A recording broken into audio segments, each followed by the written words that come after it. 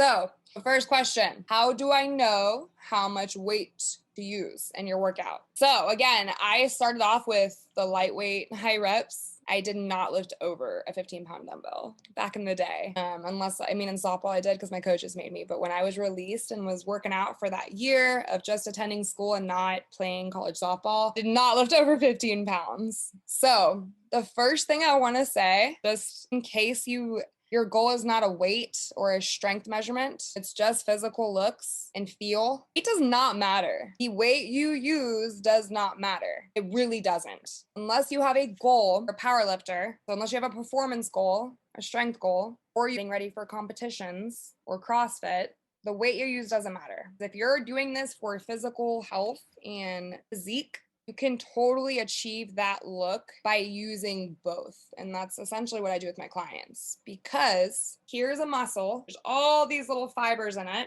and all those fibers are different and they need different things. There are fibers that react to heavyweight low reps. There are fibers that react to lightweight high reps. There are fibers that react to resistance bands. There are fibers that react to explosive moves. There are fibers that react to slow, isolated, controlled moves. And that's what gives you that total, complete definition, tone, and shape to your body. And what makes it visible is your nutrition. So your workouts and weight sessions matter 100%, 100% in order to build that muscle. To see it, that's where the food comes in. So the weight does not matter. What matters is the quality of how you move that weight in your muscle. So if you are, whether you're lifting heavy or lightweight, if it is not a quality form lift and you're not optimizing head to toe of that muscle, or you're compensating with other muscles, then again, the weight doesn't matter because you're not even lifting that weight right. So you could essentially lift and do a whole workout with a set of 3-pound dumbbells and still get the same result at the end, a butt whooping, if that makes sense. Because what happens is the most problems I face in my sessions is wanting to go fast or wanting to speed up, whether it be because we mentally want to go fast for the burn of calories, because we're speeding through the move because it's burning. Both of those things usually lead to bad form, and bad form leads to not truly building the muscle in that area. So if you don't mentally connect with that muscle, won't activate it in the right way. And if you don't activate it, you won't break it down. And if you don't break it down, your body can't feed it and build it. So what matters is the tension that you mentally put and connect on that muscle with your mind in that moment, because your brain is physically sending neurons to that muscle. That's why you cannot and should not go through the motions in your workout. You need to be mentally there and mentally checked in and use that 45 minutes, that hour, that 30 minutes to connect and focus on you squeezing that muscle, as well as the weight adding extra resistance on it, because that's where a true lift comes in.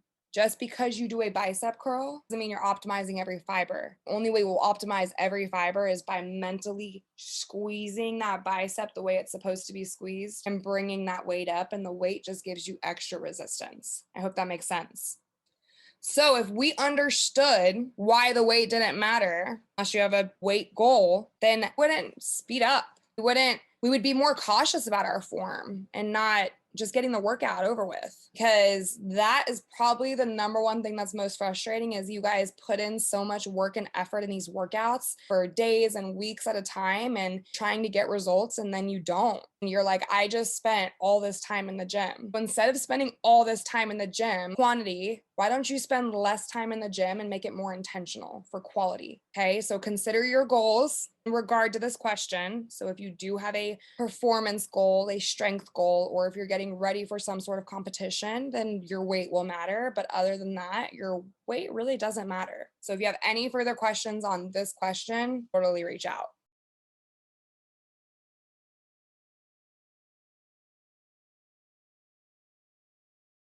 How many days a week should I work out? So you guys are actually going to notice the second bullet point here, consider your goals. That is on every single slide. And I go over that at the end. Always want to consider your goals. Don't pick a plan and program just because it worked for someone and they look awesome. So how many days a week should you work out? When you ask that question, you need to consider your current routine of what you're doing. Because again, you do not need to jump in the deep end and go to 6 days a week of working out when you're only doing 2. So the minimum days a week I work out and recommend working out for clients in regard to strength and resistance training is 3 days. You have about a total of 7 or 8 muscle groups in your body: back, shoulders, chest, thighs, tries, legs, abs, calves, 8. So if you only work out once or twice, there's no way in hell you'll hit all these muscles, and that's fine, really. If your goal is to tone and tighten and build muscle, you need to break down all these muscles unless you're in that maintenance phase and you have that muscle tone there. Because the only way to get rid of fat on any area of your body is to replace it with muscle, and that muscle helps burn the fat. So I recommend a minimum of 3, because essentially calves and abs or core can be worked in for workouts, especially by the way you write them. So I write mine in a superset manner, which is essentially a circuit.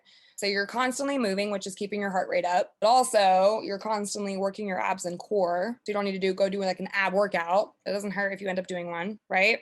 So in those 3 days, let's just consider those 6 main muscle groups. 3 days, that's either 2 muscle groups a day, or if you wanted to make legs, only legs for 1 day, that's still splitting up, you know. You could do a back, bicep, and rear delt, and rear delt is part of your shoulders. So essentially when you row, you're going to hit those rear delts anyway. And then for that 3rd day, you could do a chest, tricep, and front delt. So that's the front part of your shoulders, which you use when you do your chest anyway. And then all you're missing is those lateral shoulders. So you can throw it in your back workout, you could throw it in your chest workout, or you could put it in with your legs. So it's minimum of 3 days of resistance training. Anything more than that will allow you to isolate more. It'll allow you to break down that muscle more because you'll be able to do more things with it. So it's great, but it's not needed. So what you need to do is consider a balance in your routine, because if you only need to work out 3 days a week minimum, and when you consider your balance real quick, consider what you enjoy. So if you don't enjoy lifting, why the hell are you going to put yourself at lifting 6 days a week? Just do your 3 that you're supposed to do, your minimum, because I still want you to do a cardio, even if it's just once, twice a week. I want you to be able to do a Pilates or a yoga and optimize the other types of fibers that need to be worked as well. Also, workouts like yoga, they strengthen your joints, your ligaments, your tendons, which connect bone to bone and muscle to bone. And that's how you optimize not getting injured, by having a flexible recovery day, by having a mobile active recovery day, by having your cardio days and your strength days, and actually balancing out your week.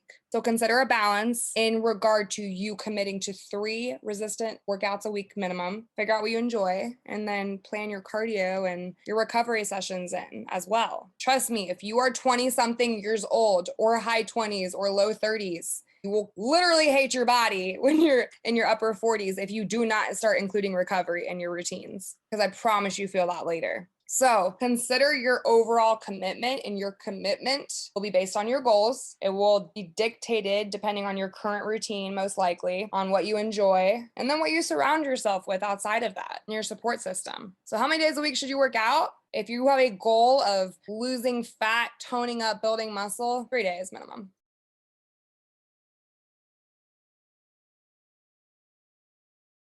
Third question. If I only have time for one or the other, strength or cardio, what should I do? And we always resort to doing cardio. And I get it. I did the same thing. Everyone has heard the term skinny fat up until this point.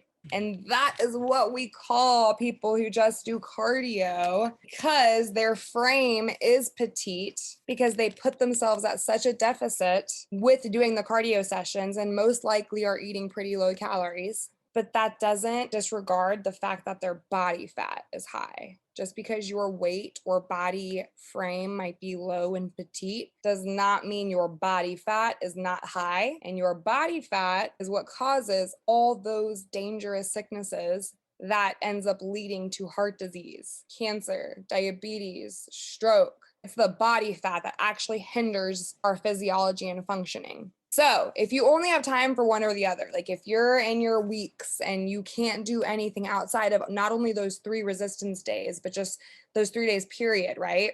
Again, consider your goals. You want to lose fat, tone up, build muscle. How are you going to tighten up and tone up and build muscle and have your clothes fit and lose your inches if you're not getting your workouts and weights in? So understanding the importance of your muscle and not only what's needed in order to build it, but to feed it will actually help you understand more on why strength is not more important than cardio, but depending on your goals, more important than cardio. But also like optimizing your workouts and your weeks. Also, when we solely focus on cardio, because that's all we have time to do, we are constantly in this mode of living by calories and counting calories. And when we do that, our goal is to burn, burn, burn, burn, burn, and not replace those calories. We put ourselves in a very bad deficit. We end up starving our body. So if you actually understood what your muscles want and need in order to be healthy and lean and tone and grow, then hell yeah, you would get your strength workouts and you'd probably focus a little bit more on protein.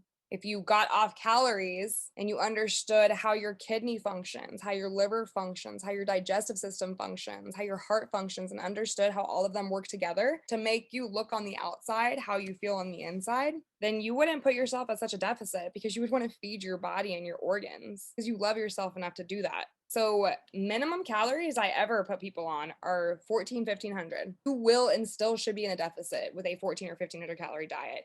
If you are on a 1,000 or a 1,000 to a 1,200 calorie diet, you should not be on that low. That is not sustainable at all. So if you're wondering if you should do strength or cardio, you can always turn a strength or resistance workout into a cardio session as well. Make it both. But you can optimize your week and literally just do the 3 days. And then the other 4 days, you're being active, you're walking, you're parking further from buildings, you're not taking elevators, you're taking stairs, you're eating healthy, you're drinking your water, you're getting on your sleep, you're doing everything else it takes because it's not just working out 6 days a week and you're good. So in your workouts, in your 3 days, and this would depend on your goals and things like that, but to keep your heart rate up, I always superset my clients' workouts. So for example, if it's a leg day, legs with abs and lateral shoulders. One superset is a circuit of exercises. Let's say there's 4 exercises and you do not take your break until you're done with the whole thing of exercises. And that's a super set. Once you go through all 4 exercises, then you can take your 30-45 second break and then you go back through. So let's say you have 3 rounds of a superset. So squats, dumbbell lateral raises, reverse lunges, alternating, and then crunches. So you will squat, you will do your side raises, you will lunge, you will crunch, and then you take your break. That in itself, just supersetting and staying moving is going to keep your heart rate up. What does that mean? Your heart rate gets put in the fat burning zone, which is what we fix on with our cardio sessions. So you can, boom, knock 2 birds out with 1 stone. Make sense?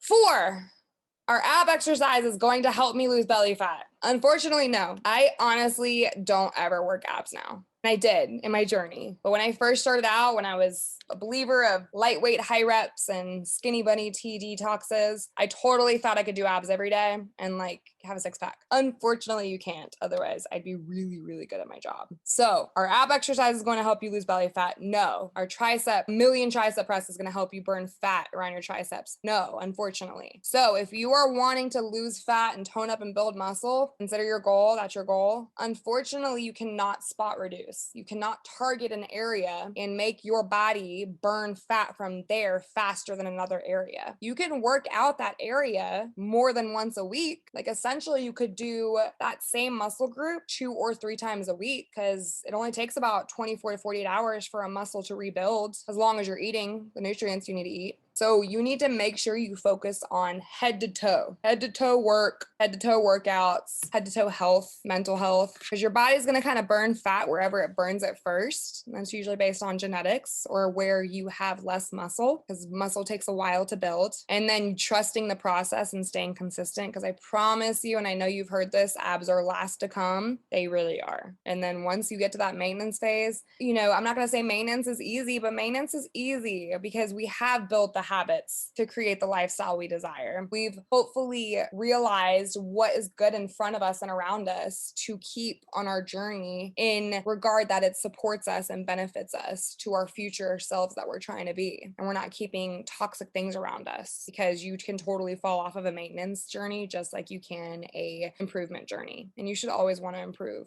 even if it's in something different. So understand that doing a million abs and doing them every day is not going to help you burn fat faster around your waist, but also understand that starving yourself in the gym or in the kitchen is not going to help you around your waist either. It actually does the opposite, because that's where all your hormones usually get released, right? Okay, our pituitary gland activates the hormone release, but there's a lot of hormones that get released in our midsection that cause the bloat and the water weight. And if you starve yourself, you really mess up your hormone levels, and your body will do whatever the hell it needs to do to save itself. And usually that's water retention, and it goes into fight or flight mode. So abs are going to be made in the gym from head to toe though, because you got to work out every muscle, and eventually your abs start to come out. It's an art project. You're working on your whole body. And then everything from head to toe is seen in the kitchen as well. Now, one thing I do want to bring up in regard to abs, just to make sure you guys are optimizing your ab workouts, is in your abs, there's two layers. The inner layer is going to be your core.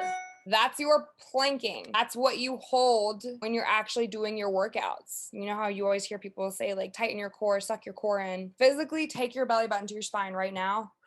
Suck it into your spine, and it's still sucked into my spine right now, but I'm able to talk, I'm able to breathe. So separating your core from your breath and your diaphragm is super important, and that's optimizing your core. So make sure in your abs, in your workouts for your abs, that you focus on the planking and core and things of that nature with balance, because that will get that under layer. But the over layer of your abdomen is those squares that you guys see, and that's the crunches, the sit-ups. Make sense? So optimize your six pack that you have and fully shape all of it by targeting core and abs, combining them, doing everything by the end of the week, and then add some resistance to that. Add some extra resistance, some weight. They're a muscle just like every other muscle on your body. So work your abs out like you would work out every other muscle on your body. Strength and form. Form for abs. Make sure your abs are strong and you are constantly aware that you are keeping them tight, because that is what causes back injuries usually. And if your abs are flexed, your back cannot flex. It is absolutely impossible for an opposing muscle to flex and its opposing muscle is flexed. If one's flexed, the other one has to be relaxed. That's impossible. But anytime you feel your lower back in a workout or an exercise, try taking your belly button and tightening it and sucking it into your spine, and you'd be really surprised how much your lower back actually alleviates the pain that you're experiencing. Number 5, what if I can't find the time to exercise?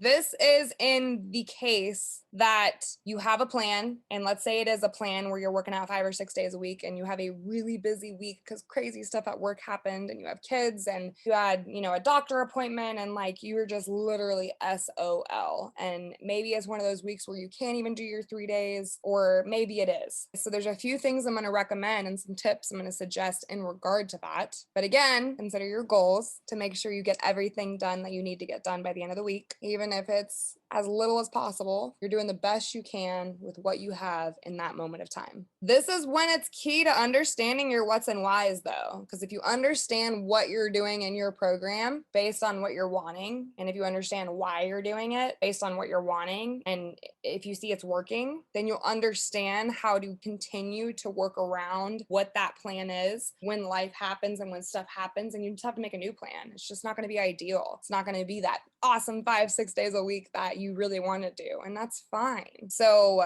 being confident enough that you understand what you're doing and why you're doing it, to make a backup plan, essentially right there, to make a plan B, and accepting and being okay with that week that's what you have to do. The next week, hopefully you can get back on your plan that makes you feel good, but don't make yourself feel worse than what you already would feel by making yourself feel bad for not getting your workouts in. Like if you genuinely like doing 5-6 days a week and you can't do it, you're already gonna feel like meh, because because you're not getting those endorphins released. So why make yourself feel worse by giving yourself a hard time and thinking you're going to fail by not sticking to that plan to a T? That's not what happens. Give yourself some compassion. So understand that consistency is progress, not perfection. So if you guys actually go to my Instagram live, you're on my IGTV tab on my Instagram, I had a live with a very badass mother who has 2 kids. She's crazy busy and she still does bodybuilding competition. She's getting ready for one right now. She's about 8 or 9 weeks out and she looks phenomenal. She's only done that with staying consistent. She has not been perfect at all her whole life. She's consistent, she's disciplined, and that is self-love. Okay, so if you can't find the time to exercise, it's okay. Understand what you're doing, why you're doing it, make your plan B, do it, and know that you're going to get back to your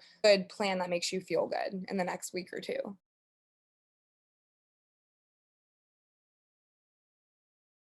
Number 6, this is the biggest one in regard to people asking me this, and I get it. Even when you plateau, I get asked a lot, should my macros change? Do you change your clients' macros as well? Like as they're on their journey? Yeah, I do. You're a badass machine and you're breaking your machine down and your body's rebuilding itself back up depending on what you put back in it to rebuild. It's usually building into more of a badass than what you were. So with that, yeah, I got to change your macros with that. You can't stay on the same macros that you were on when you weren't as badass as you are now. No, the badass that you're on now, it needs probably more. So consider your goals again and consider your age and your gender. Consider all those things and give yourself some compassion and consider what you're doing. Usually what happens is people come to me and whether they're actually working out or not, you could be lifting or not lifting. Most likely you still are not doing resistance training to the point that you need to in order to build muscle and tighten up and tone up and truly change and transform not just your weight, but your body and your body composition. Most of the time people will come to me and they're on a solid routine where they're,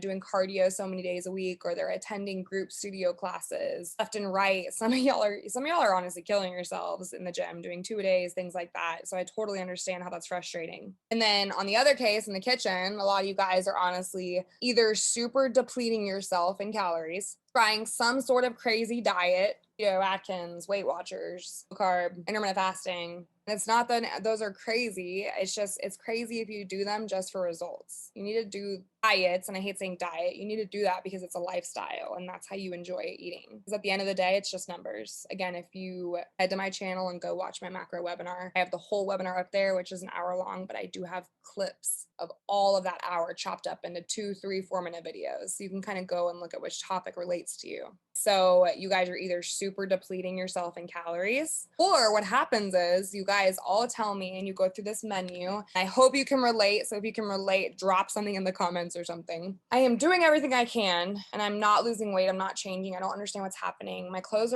it's honestly sometimes fitting me worse. Here's what I'm eating. I wake up and I eat oatmeal and some blueberries. And then for a snack, I have a Greek yogurt, whether there's sugar in it or not. Some people know the sugar concept and some people don't, and they don't realize how much sugar is and stuff. And then I have a salmon and salad for lunch. And some people will have a salad with no protein on it. It doesn't have to be meat, because I have vegans and I have vegetarians as well as clients. And then I have a granola bar and apple. And then, for dinner, I have chicken, potatoes, and broccoli. All that sounds healthy, right? But when you actually log all of that into MyFitnessPal, again, go check out my macro webinar for tracking your food. And that's in the beginning just to see where you're at with your numbers. Because that's what I do is I assess you guys where you're currently at to make sure I make a plan that's going to kind of meet you and get your toe dipped in the water and pull you towards that lifestyle that you want to be in. But all of that food is healthy, but it's usually still not enough calories, or if it's too much calories, whether it's not enough or too much, it's totally whack with the macros. And it's way too many carbs, not enough protein, way too much fat.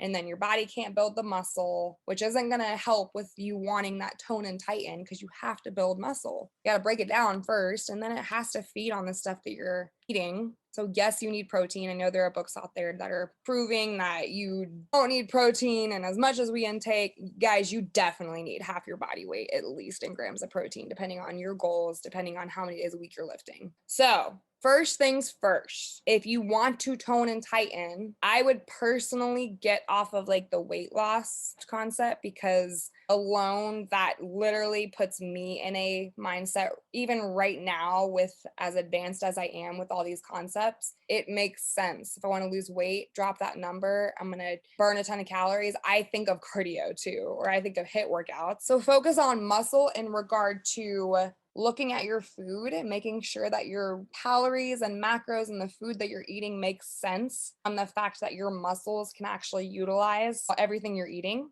And also focus on muscle in regard to training, making sure that you're not, like, your focus isn't cardio. And I answered that in a previous question already. Be aware of your nutrients. Literally just said that without saying that. So focus on making sure that you're feeding your muscle. And the reason why you're probably not changing shape and losing body fat and not losing weight, or you're plateaued at your weight, or sometimes people are actually getting thicker because their body fat's still building because they don't have muscle to help raise their overall calories that they burn on a daily basis. I have an awesome video on fat loss and weight loss actually in my nation. If you have any questions, I have a membership community. You are more than welcome to join. It's on my website. It is $49 a month. It includes workout programs, nutrition programs. I have mindset talks. I have tons of educational stuff in there, content, recipe videos, things like that. And more just gets dropped every week. I have schedules. So reach out if you have a question, book a consultation if you have any questions, and learn why all this stuff matters. So that way you can freaking keep the results and that you get and not lose them. Be aware of the nutrients that you're having, not just the calories. And make sure, this was sole focus of probably my fat loss and weight loss video, make sure your methods of tracking actually make sense and they're more than just putting yourself on the scale, because that number is so minimal in actually being a factor in your progress, because your goal is to lose fat and tone up and build muscle. And losing weight is a great goal. I'm not saying don't have that goal. I'm saying don't fix on that goal and include other ways to track your progress. You're going to go insane and crazy if you just track your weight and it's not changing. I would literally go insane. So do tape measurements. I do that with some of my clients. I do pictures with every single person. I do weight with, or measurements with some of them. And then some of them have performance goals in regard to, they want to feel stronger in their legs. So we do a strength test for a squat at the beginning of the month and at the end of the month, and then they see their rep number increase or their weight increase, and it's empowering. It feels really good when you know that you're progressing and getting results. I would keep methods of tracking for your sanity and for your confidence, and because you want to make sure you're getting results, because if not, you're going to stay in this hamster wheel and just like mindlessly and aimlessly continuously kill your butt, and that's just not fun when you're not getting results.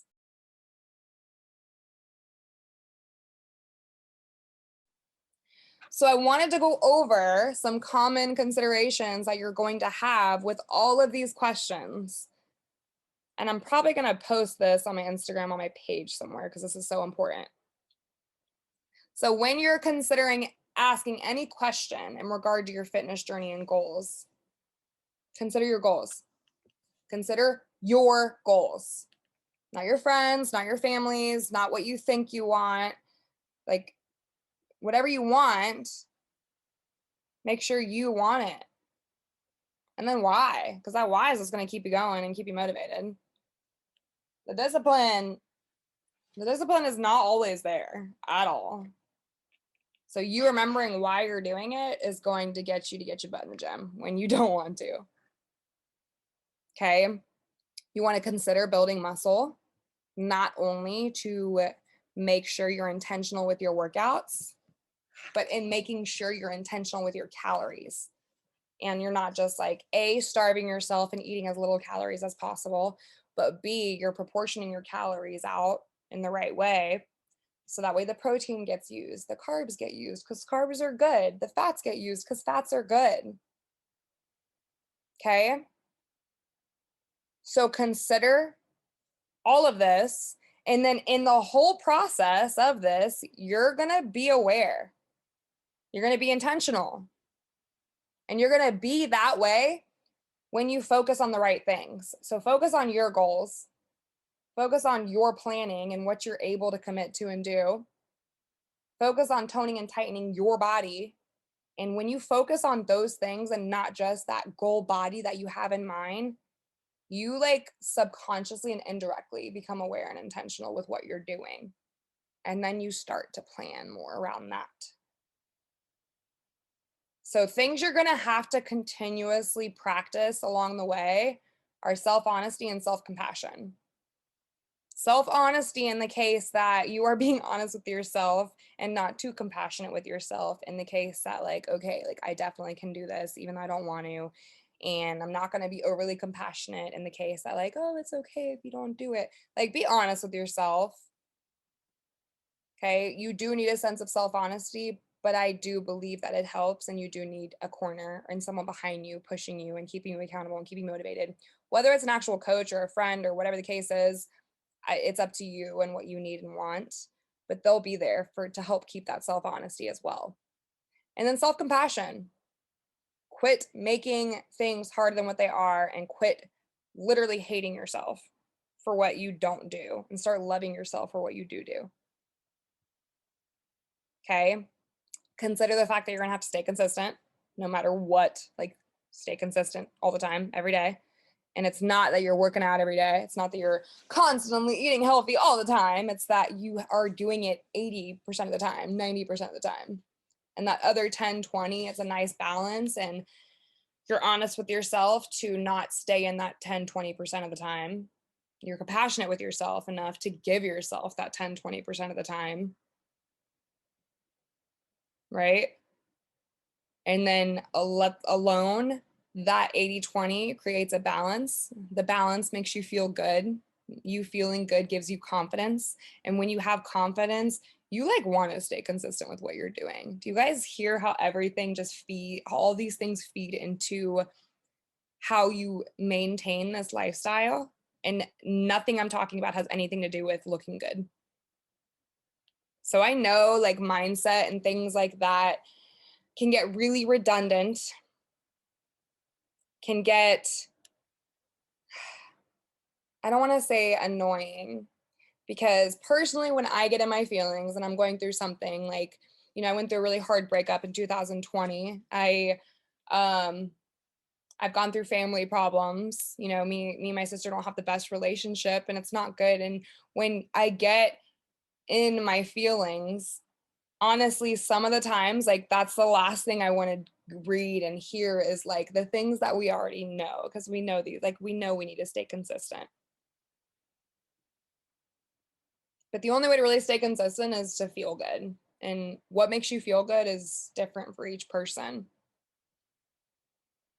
Okay.